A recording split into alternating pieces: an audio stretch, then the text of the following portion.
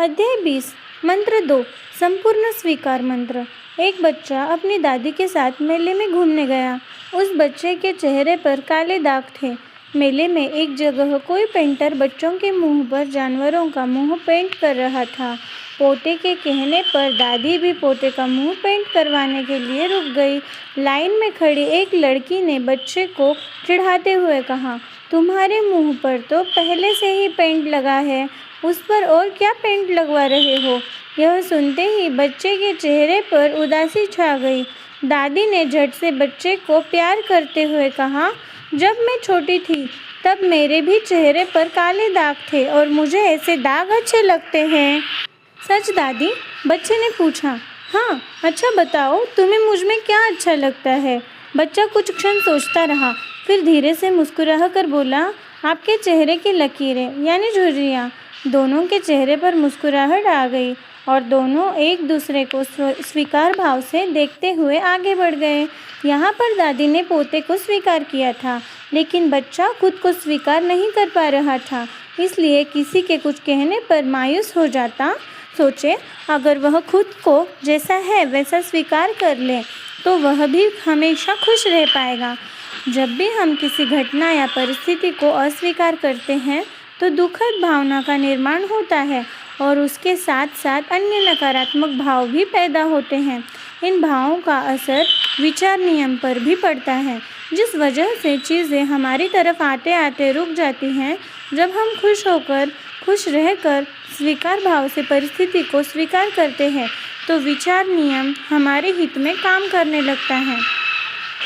जो भी इस सृष्टि में उत्पन्न हुआ है वह जैसा है वैसा ही सही है, क्योंकि वह अपने आप में अलग है और पूर्ण है। अगर चमेली का फूल गुलाब से ईर्ष्या करने लगे या कौवा मोर को देखकर जलने लगे तो पूरे संसार में लोग कभी भी खुश नहीं रहेंगे, हमेशा एक दूसरे से ईर्ष्या करते रहेंगे। अतः जो जैसा है उसे वैसा ही स्वीकार करने से हम जीवन का उच्चतम लाभ ले सकते हैं, जिसके लिए हमें इस्तेमाल करना है संपूर्ण स्वीकार मंत्र। अपने आप से एक सरल सवाल पूछें, क्या मैं इस परिस्थिति, इंसान या घटना को स्वीकार कर सकता हूँ। इसे मतलब है जो भी घटना उस वक्त उस पल हो रही है।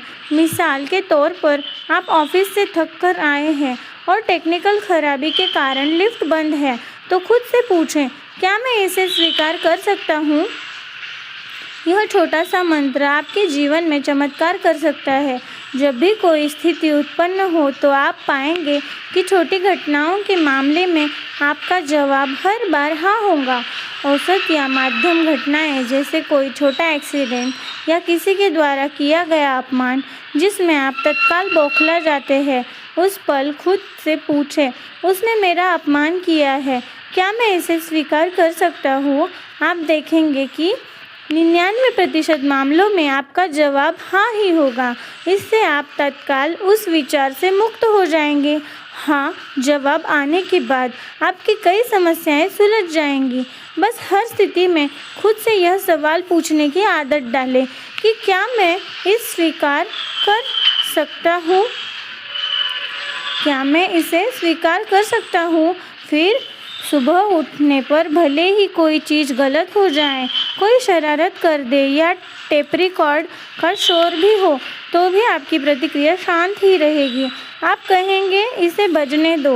अगर कुत्ते भौंक रहे हैं तो भौंकने दो, मैं इसे स्वीकार कर रहा हूँ। इस स्वीकार भाव के साथ राहत का एहसास आपके भीतर हिलोरे मारने लगेगा।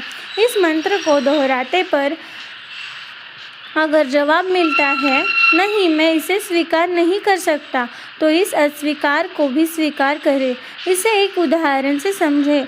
यदि आपको महसूस होता है कि मैं फला का चेहरा बर्दाश्त नहीं कर सकता, तो खुद से पूछें, क्या मैं अपने अस्वीकार को स्वीकार कर सकता हूँ। यदि आप चिंतित हैं और यह चिंता आपको लगातार खाए जा रही है, तो बस खुद से पूछें, क्या मैं इस चिंता को स्वीकार कर सकता हूँ। जब आप अपने अस्वीकार को यह कहकर स्वीकार करते हैं कि ठीक है, मैं इस तरह का हूँ, मुझ में दोष है, लेकिन यह मेरे लिए ठीक है, मैं इसे स्वीकार करता हूँ, तो आप इस अस्वीकार के परिणामों से हैरान रह जाएंगे। जो इंसान काला, लंबा, नाटा होता है या उसके शरीर में अन्य कोई बाधा होती है, वह खुद को स्वीकार नहीं कर पाता। कोई कहता है मेरे दांत भद्दे हैं, मैं इसे स्वीकार नहीं कर सकता, लेकिन इस मंत्र के साथ वह कहेगा ठीक है, मैं इस अस्वीकार को स्वीकार कर सकता हूँ। यह भी संभव है कि किसी स्थिति में आपको नकारात्मक जवाब मिले।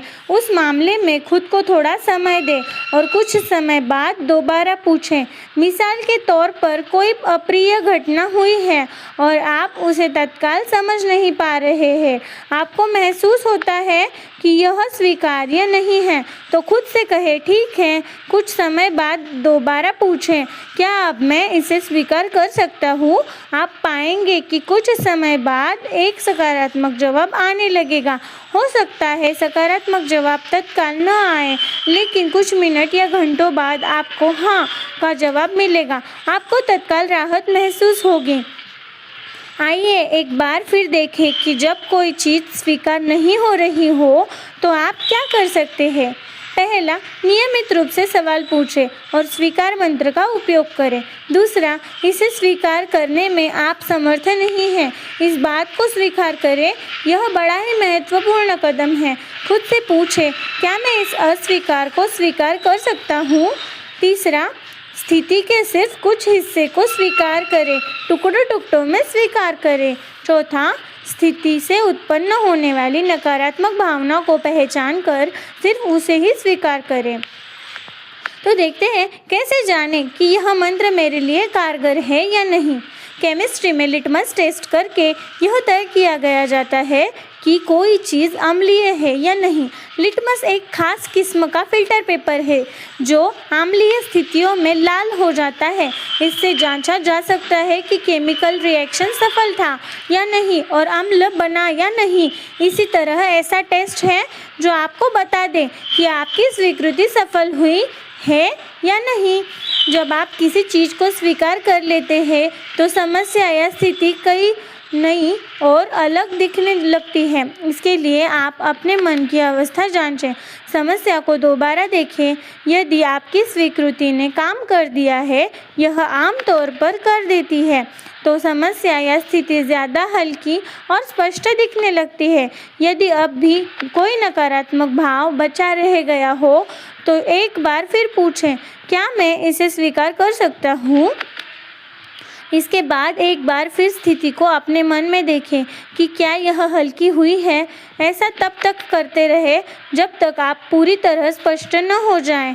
जिंदगी एक नदी की तरह बहती रहती है, उसमें समस्या रूपी छोटे छोटे पत्थर आते रहते हैं। अगर हम खुश रहते हुए उन समस्याओं को हल करेंगे तो नदी बिना रुके बहती रहेगी, लेकिन अगर हम दुखी होकर ज़िंदगी को चलाना चाहेंगे तो रास्ते में समस्याओं रूपी पहाड़ बढ़ते जाएंगे। स्वीकार न करने की वजह से हम अपने जीवन में दुखों को आमंत्रित करते रहेंगे। स्वीकार करने से जीवन में खुशियाँ आती रहेंगी, मन की शांति बनी रहेगी और जीवन रूपी नदी अपने बहाव में बहती रहेगी। फिर मिलते हैं अध्याय 21 में। धन्यवाद।